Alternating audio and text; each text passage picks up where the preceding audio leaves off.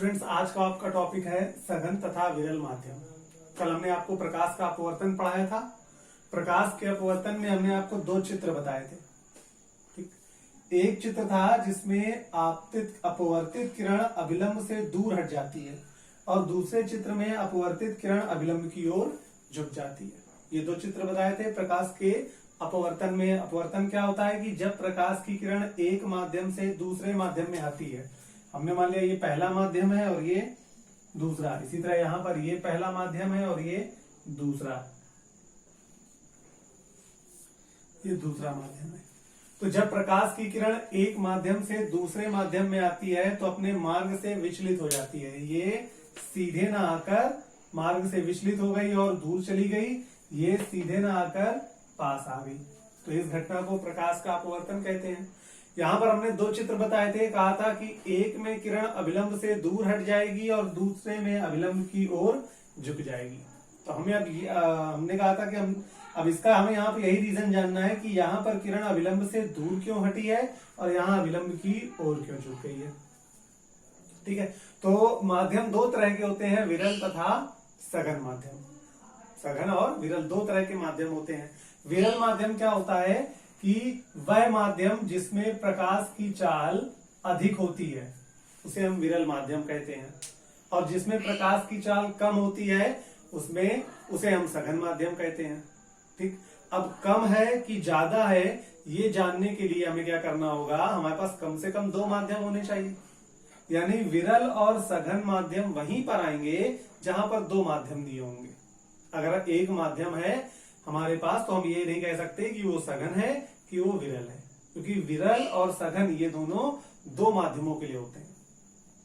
ठीक है, क्यों? क्योंकि विरल में हमने बताया कि प्रकाश की चाल अधिक है, तो हमें ये भी बताना होगा कि किससे अधिक है, और सघन में प्रकाश की चाल कम होती है तो हमें ये भी बताना होगा कि किससे कम होती है।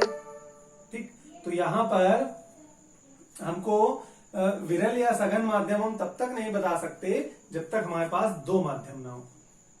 ठीक, तो यहां पर हमारे पास दो माध्यम है, इसमें हम आराम से सघन और विरल बता सकते हैं।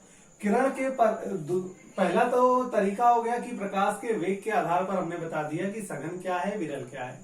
वह माध्यम जिसमें प्रकाश का वेग अधिक होता है उसे हम विरल माध्यम कहते हैं, और वह माध्यम जिसमें प्रकाश का वेग कम होता है उसे हम सघन माध्यम कहते हैं। जैसे हमने तीन माध्यम ले लिए, पहला ले लिया वायु, जल और तीसरा कांच, ये तीन माध्यम ले लिए। हमने इसके दो दो के सेट बना लिए। पहला बना लिया वायु और जल, दूसरा बना लिया जल और कांच, और तीसरा बना लिया वायु और कांच। ये तीन सेट बना लिए। अब अगर वायु और जल की बात करें तो वायु गैस है और जल द्रव है, तो गैस में प्रकाश की चाल ज्यादा होती है। भाई वायु या निर्वात में प्रकाश की चाल अधिकतम होती है, तो यहां पर वायु में प्रकाश की चाल अधिक होगी और जल यानी द्रव में प्रकाश की चाल कम होगी। तो ये हो जाएगा विरल, या ये हो जाएगा, और ये हो जाएगा सघन वायु और जल के लिए। जल और कांच की बात की जाए तो जल जो है वो क्या होता है, जल द्रव होता है और कांच ठोस होता है। तो यहां पर जल में प्रकाश की चाल अधिक होगी, तो जल और कांच के लिए जब हम जल और कांच लेंगे तब जल क्या होगा, विरल हो जाएगा, क्योंकि जल में प्रकाश की चाल अधिक होगी, द्रव में तेजी से जाएगा और ठोस में धीरे गति करेगा। तो कांच क्या हो जाएगा, सघन हो जाएगा। इसी प्रकार वायु और कांच में वायु विरल हो जाएगा और कांच हो जाएगा सघन। ठीक, किसी भी एक माध्यम के आधार पर हम ये नहीं बता सकते कि वह माध्यम विरल है या सघन है। जैसे यहां पर अगर हम जल की बात करें तो जब हमने वायु और जल लिया तो वायु विरल हो गया और जल सघन हो गया। लेकिन जब हमने जल और कांच लिया तो जल में प्रकाश की चाल ज्यादा होगी, कांच में कम होगी, क्योंकि ये क्या है, द्रव है और ये ठोस है। तो अब यहां पर जल जो है वो विरल हो जाएगा जबकि कांच सघन हो जाएगा। तो यहां पर जल सघन है और यहां पर जल विरल है।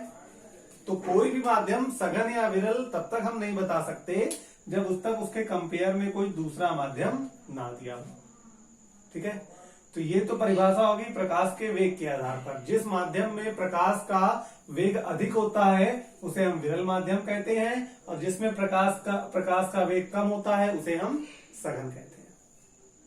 ठीक, दूसरा हम किरणों के आधार पर ज्ञात करते हैं। किरणों के आधार पर कैसे? प्रकाश की किरण की दिशा के आधार पर।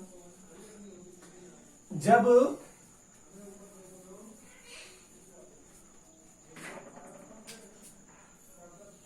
यहां पर देखिए, यहां पर किरण अभिलंब से दूर हट गई और यहां अभिलंब की ओर झुक गई। ठीक, तो यहां पर क्या होगा कि जब किरण अपवर्तन के पश्चात अभिलंब से दूर हट जाती है तो वो सघन से चलती है, और जब प्रकाश की किरण अपवर्तन के पश्चात अभिलंब की ओर झुकेगी तो वो विरल से चलती है। ठीक, क्या? और जब ये सघन हो गया तो ये विरल हो जाएगा, और अगर ये विरल हुआ तो ये सघन हो जाएगा। क्लियर? तो दूसरी परिभाषा क्या हो जाएगी? सघन माध्यम क्या होता है?